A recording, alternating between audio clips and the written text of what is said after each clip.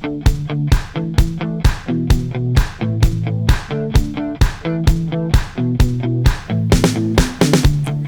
tal? ¿Cómo están? El gusto de saludarlos como siempre en este espacio donde hablamos del deporte, donde podemos hacerlo de manera más profunda, donde podemos conocer también a quienes son no solo los deportistas, sino los que lideran el mundo deportivo. En esta ocasión vamos a presentar a Jaime Yarza, que es director de torneos de la FIFA. Está evidentemente acá, Jaime, porque tenemos el Mundial Sub-20 a puertas, porque dentro de esta misma semana incluso es el sorteo de la actividad. Vamos a conocer los grupos, vamos a saber con quién juega Chile, por ejemplo. Lo primero es agradecerte, sabemos que llegaste hace pocas horas a nuestro país, que debe estar cansado, un viaje largo. Por lo demás, ¿de dónde venías, Jaime? Bueno, todo encantado de estar aquí otra vez con vosotros. Pues bueno, hace 2 días estaba en Qatar y estuvimos haciendo el sorteo de la Copa Árabe y del Mundial Sub-17 y fui a pasar, volví a Zúrich, estuve unas horitas en casa y hice Zúrich, Madrid, Chile y llegué esta mañana. Claro, hace poco. Bueno, por eso te agradecemos también por darnos el tiempo. Mira, me gustaría abrir esta conversación haciendo un recuerdo para los que ya tenemos algunos años más, tampoco tan viejos, pero recordamos el Mundial Sub-20 que se hizo en nuestro país, que fue en 1987. Y que fue un hito, fue un tremendo hito, no solo porque a la selección chilena le fue bien, porque llegó a estar entre los semifinalistas, porque fue un evento país. Pero y para abrir la discusión también es porque, pero eran otros tiempos también, era otra forma de mirar el mundo, de conectarnos, no existía la televisión por cable ni siquiera en esos años. Entonces tener un Mundial Sub-20 era un golpe incluso cultural, diría yo, y lo fue para este país. Si uno compara entre esos mundiales sub-20 del 87 y lo que pueda pasar ahora en nuestro país, ¿cuál es tu mirada de eso? ¿Ha cambiado tanto respecto a lo de aquella época en el impacto que provoca en los países que organizan? A ver, yo no diría que haya cambiado tantísimo. Yo lo que creo es que las opciones de lo que pueda suceder son varias. Y en cambio, y lo explico, hace 20, 30 años era un evento absolutamente único y excepcional y casi siempre iba a tener un resultado como el que estás contando, ¿no? Es decir, la gente lo iba a ver como un evento de país y lo iba a celebrar y iba a ser una cosa muy única. Hoy en día es más difícil enganchar al público de esa manera, ¿no? Hay muchos más oferta cultural y deportiva. Entonces es mucho más difícil. Por mucho que el fútbol sea el deporte número 1 del mundo, es mucho más difícil enganchar a la gente igual a lo que sucedía antes. Pero os voy a poner un ejemplo muy reciente y bastante especial, ¿no? Acabamos de hacer, como sabéis, el Mundial de Fútbol Playa en Seychelles, que además Chile se clasificó por primera vez y tuvo un desempeño bastante digno para haber sido la primera vez que llega al Mundial. Seychelles son unas islas del Índico muy bonitas, con muy poca gente, viven 120.000 personas y muy poca pasión por el fútbol o por el fútbol playa. Pero tenían un mundial de fútbol playa.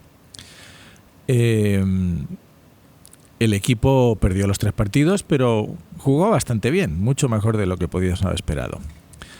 Bueno, tuvimos lleno absoluto todos los días. En lo que era la fan zone al lado del estadio, se llenaba todos los días de gente. En un estadio chico, teníamos 3.500 personas cada día en las 2 sesiones que había y más de 1.000, 2.000 personas en la fan zone. Sumando toda esa gente que vino a ver el Mundial de Fútbol Playa, eran unas 100.000 personas las que vinieron a ver, en un país de 120.000 personas. Es decir, que todo el país se pasó a ver el Mundial. Claro.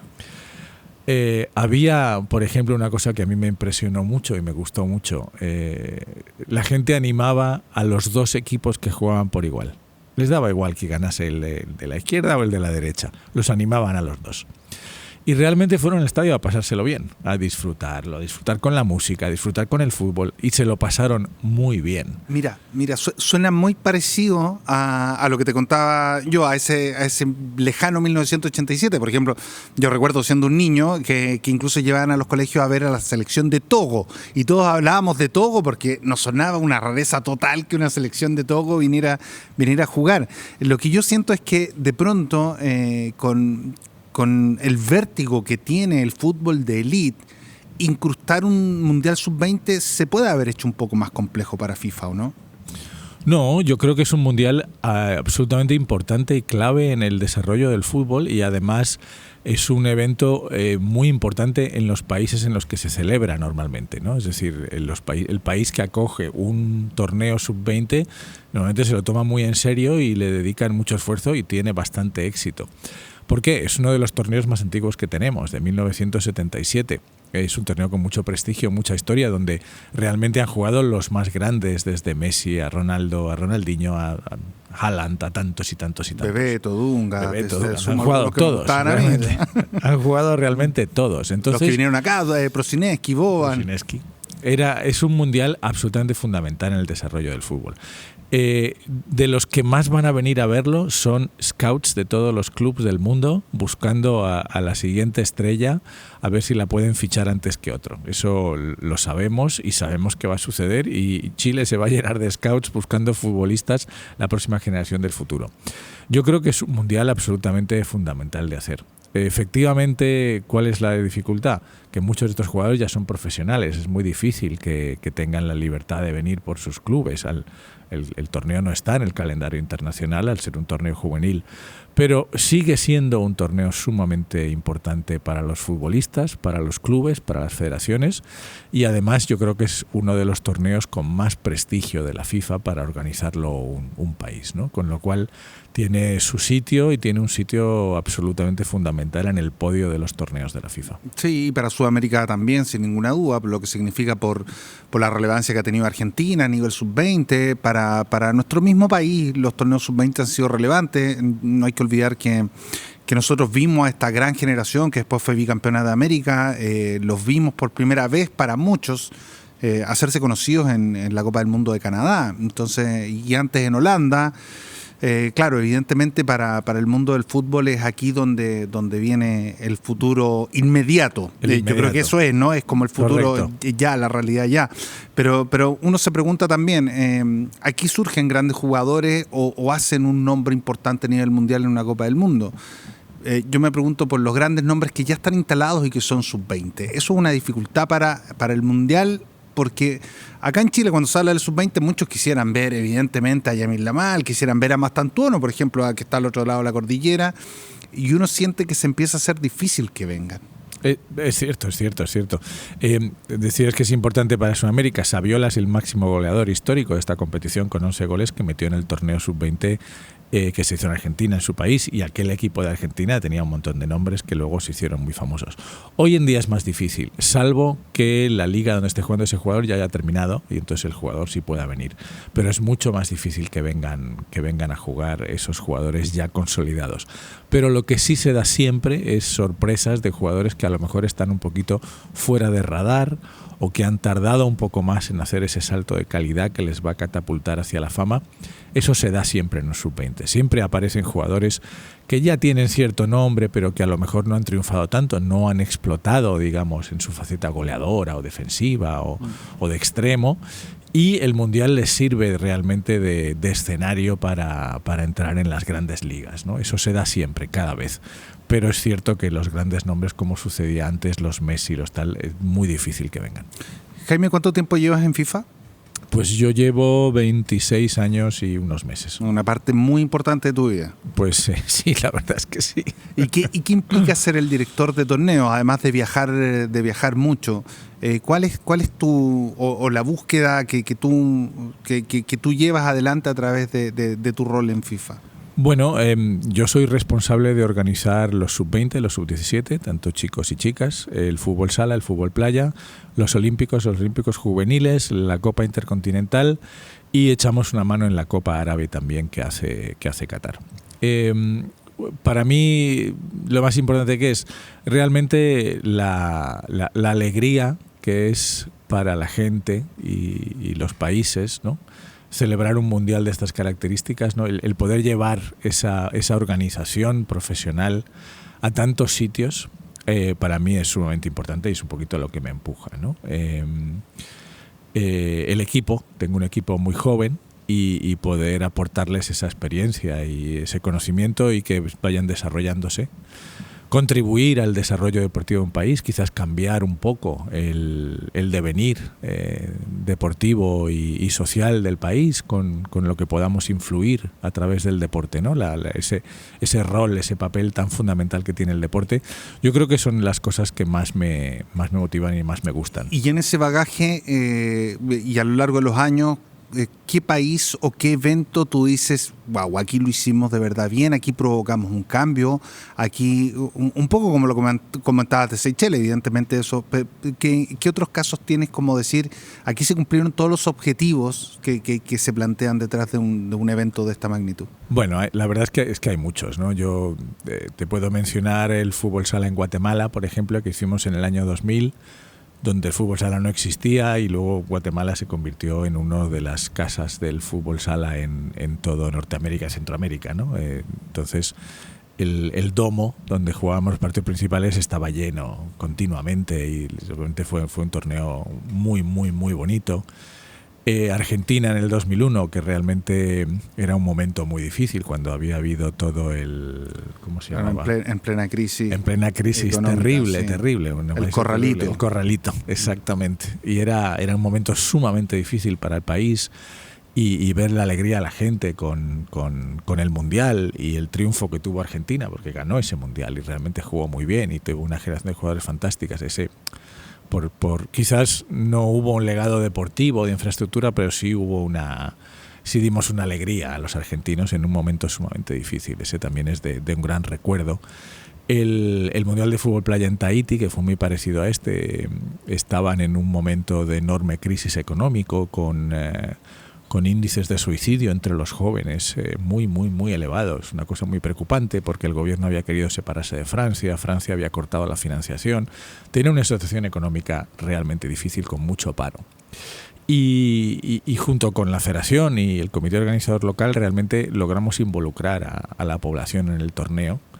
Y parecido a lo que decían de Seychelles, Tahití eran 125.000 personas y 100.000 más o menos vinieron a ver el Mundial. Y realmente le dimos un empuje a la sociedad, ¿no? De tal manera que los veías felices y las ventas de luego de entradas para la liga de fútbol y la participación de patrocinio en los clubes de fútbol subió un 75% después del Mundial. Mira. O sea que realmente el impulso que le dimos a ese país fue espectacular. Claro, que hay datos claros del impacto. Estamos conversando con Jaime Yarza, director de torneos de la FIFA. Vamos a hacer una pequeña pausa y vamos a abordar también lo que pueda pasar, cómo se proyecta lo que va a ocurrir en nuestro país dentro de poquito tiempo.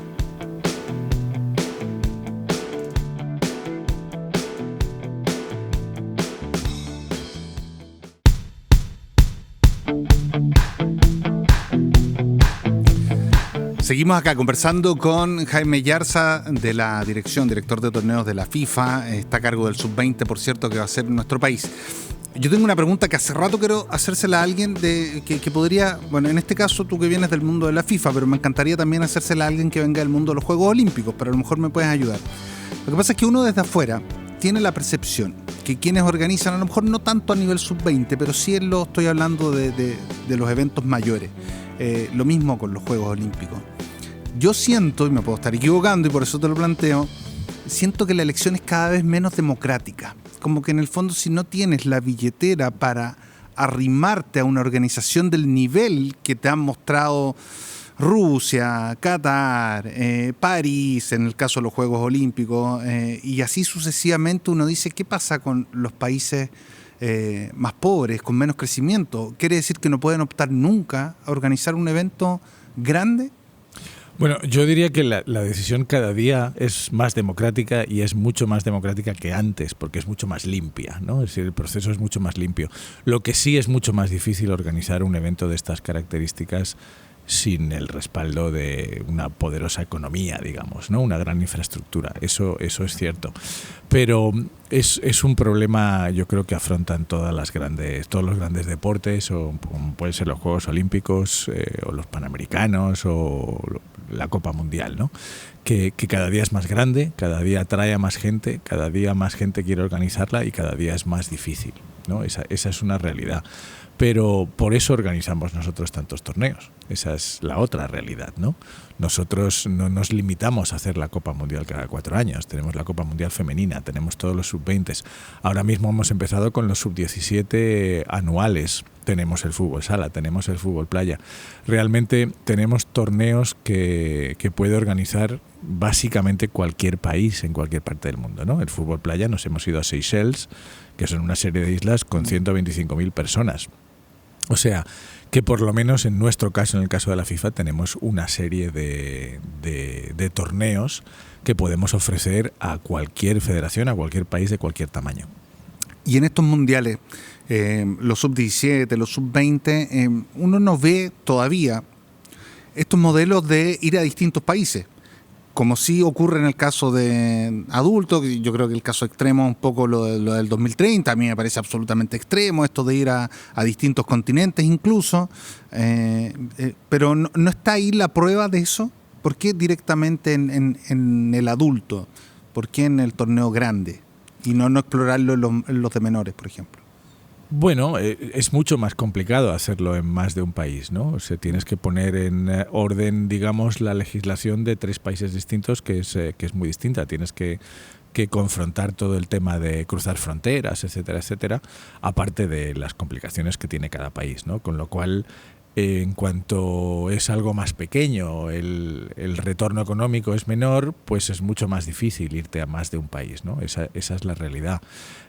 Mundiales como el 2030 también se podrían haber hecho en un país que el mismo España tiene ahora mismo yo creo que es el único de los 3 que tendría la capacidad, pero en España tienes ciudades, hoteles y infraestructura para hacer un mundial con todos los equipos. Se hace por otros motivos, ¿no? Claro. Por una alianza política y por el deseo de los países y del Consejo de la FIFA en hacerlo en este sentido.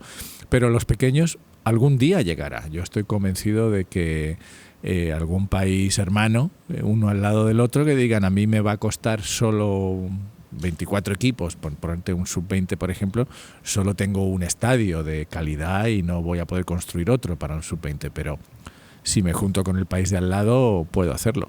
Ya hemos tenido alguna propuesta en ese sentido en Uzbekistán y Tayikistán que querían postular para un mundial tipo sub-20, pero haciéndolo de forma conjunta. Ya hemos tenido alguna propuesta, pero todavía no se ha materializado. Uh-huh. Jaime, te voy a llevar un poco a lo deportivo, una pregunta que tiene que ver más con la cuestión deportiva. Cada torneo, dependiendo de la edad, tendrá sus dificultades deportivas. Uno ve que los torneos sub-20, porque Chile ha tenido algunas participaciones relevantes a nivel sub-17 o sub-20, tenemos el caso del 93, una selección que también se encaramó muy arriba, y siempre nos queda de este lado, yo imagino que le pasa a todo el mundo, pero no lo sé, como la suspicacia, la sospecha del tema de las edades. Uno dice en el Mundial Adulto existe doping para ver que no se haga trampa. ¿Cómo se evita eso en los torneos juveniles con lo que ha avanzado la tecnología? Porque siempre es un tema que termina instalándose y por alguna razón también han tenido protagonismo los equipos africanos que después a nivel adulto les cuesta mucho más equilibrar eso que muestran acá. Bueno, como sabes, durante muchos años ha habido mucho estudio de la radiografía de los huesos de la muñeca y tal, pero según el consenso médico no es ninguna garantía. O sea, después de muchos años de pruebas y práctica y estudios médicos de grandes universidades, la conclusión de los especialistas, yo no soy médico, es que no da ninguna garantía, con lo cual no puedes estar midiendo con ese baremo a la edad de los jugadores. Al final, el arma más importante que tenemos nosotros es comprometer a que las federaciones se aseguren de la edad de los jugadores y ponerles la responsabilidad a ellos, porque tú no puedes decir si este chico tiene o no tiene 17 o tiene 21 o no los tiene, es muy difícil, ¿no? Yo creo de todas maneras que cada día es más difícil y sobre todo hoy todos los jugadores en casi toda parte del mundo tienen redes sociales, están en la ficha de algún club, llevan jugando años en algún sitio. Aquellos jugadores que aparecían de la nada y que tal, eso ya no existe. Es más difícil que Es ocurra. muy difícil hoy en día. Sí, efectivamente puede pasar en algún caso. Algún chico que ya de chico llegó con el papel erróneo. El caso de erróneo. Ecuador en el Mundial pasado adulto, que terminó castigado. Correcto. Pero es realmente una excepción. Pero no sabía lo de la muñeca. Pues claro, porque uno se pregunta y dice, bueno, en vez de hacer doping, en el caso sub-20 o sub-17, sería bueno que aleatoriamente se hiciera examen de muñeca, por ejemplo, a un par de jugadores. Y se hicieron durante muchos años. Durante muchos años en los Mundiales sub-17 se hacía pruebas de muñeca a todos los jugadores primero. Empezamos haciendo, me acuerdo, a todos los jugadores. Luego se pasó a controles aleatorios, 2 por equipo y demás. Y hace unos años ya se dijo, no tiene sentido porque todos los estudios médicos decían que no era garantía. Con lo cual... Jaime, ¿de qué parte de España eres? Yo soy nacido en Tenerife, Islas Canarias. Me imagino que fuiste hincha del Gran Tenerife. Me crié de más los 90, en Madrid. ¿no? Sí, bueno, eso seguro, porque ese era un gran equipo. Pero yo me crié más en Madrid. Luego ya relativamente chico me fui a vivir a Madrid y luego a Barcelona. ¿Estuviste vinculado al fútbol de alguna manera? Me imagino en forma amateur. ¿Jugaste? Jugué, pero muy, muy amateur. Realmente yo participaba en muchos torneos de fútbol y de baloncesto, pero a nivel de amigos, ¿no? En los típicos torneos de fin de semana de 24 horas que jugabas 24 horas seguidas mientras no te eliminasen y cosas por el estilo, algún campeonato de colegio, en fin, ese tipo de cosas, pero aficionado total.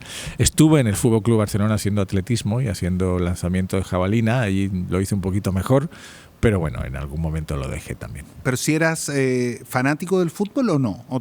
Sí, fanático no. Sí era buen seguidor del fútbol. Yo tenía... Además, mi tío y mi hermano eran unos fanáticos del Real Madrid terribles. Yo el primer partido que vi en el Bernabéu pues debía tener 7, 8 años, me parece que fueron, ¿no? Y la verdad es que no lo olvidaré nunca por varias anécdotas, pero nunca fui un fanático. Yo siempre he sido más un practicante que un fanático seguidor de ir a los estadios, ¿no? Me ha gustado más hacer deporte que verlo, que también lo veo, evidentemente. Jaime, nos queda poquito tiempo, pero uno tiene en la retina lo que ocurrió acá en los Juegos Panamericanos de Santiago 2023, la población se volcó a ver el evento, claro, tenía otras características, evidentemente no tienen que ver con un mundial de fútbol, pero sí, yo lo ligo porque me parece que en general el chileno, que acá se han organizado varios campeonatos del mundo de distintas categorías, me parece que la gente suele comprometerse en este país, a pesar de que estamos en un momento delicado con el fútbol. La gente lo mira siente que no avanza, que se estancó, que la realidad país no tiene que ver con la realidad de la industria. Esa es mi opinión. Creo que el país va por un lado y la industria futbolística va por otro totalmente distinto. Es un desafío para Chile total organizar este mundial. Bueno, yo lo que espero es que la gente reaccione de la misma manera que, como tú dices, en el 87. Este es su mundial, es el mundial de Chile, es un mundial sub-20, donde pueden ver no solo a sus propios jugadores, sino a los mejores jugadores del mundo. Y yo estoy convencido de que la gente se va a volcar porque están locos por el fútbol, como decía el presidente, les gusta mucho. Y pueden disfrutar realmente de tener un mundial en su casa, de la experiencia de ir a un estadio y ver a esas selecciones. Y yo creo que con eso, además, contribuir a darle un impulso al fútbol chileno, ¿no? También porque al final los futbolistas y demás lo que quieran es sentir el aprecio del público, ¿no? Es evidente, ¿no? Esto para un futbolista no es solo una carrera, es una pasión. Lo mismo que para el hincha es una pasión, para el futbolista es una pasión. Están dejándose la vida, la piel, los estudios por ser futbolistas. No es solo por hacer una carrera, ¿no? Realmente yo creo que el fútbol es una pasión que nos mueve a todos los que estamos en este mundo, en muchos niveles, ¿no? Y estoy convencido de que los chilenos responderán.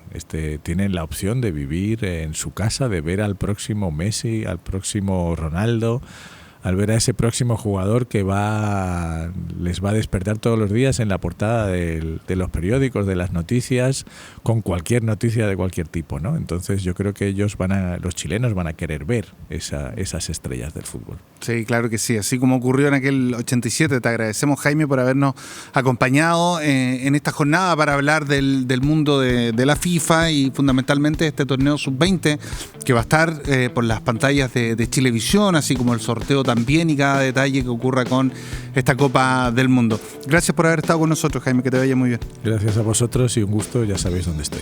Claro que sí. Y nos vamos a reencontrar, como siempre, cada semana en estos capítulos para hablar en profundidad del mundo del deporte y quienes lo llevan adelante y lo lideran. Un abrazo grande para todos. Que estén muy bien. Chao, chao.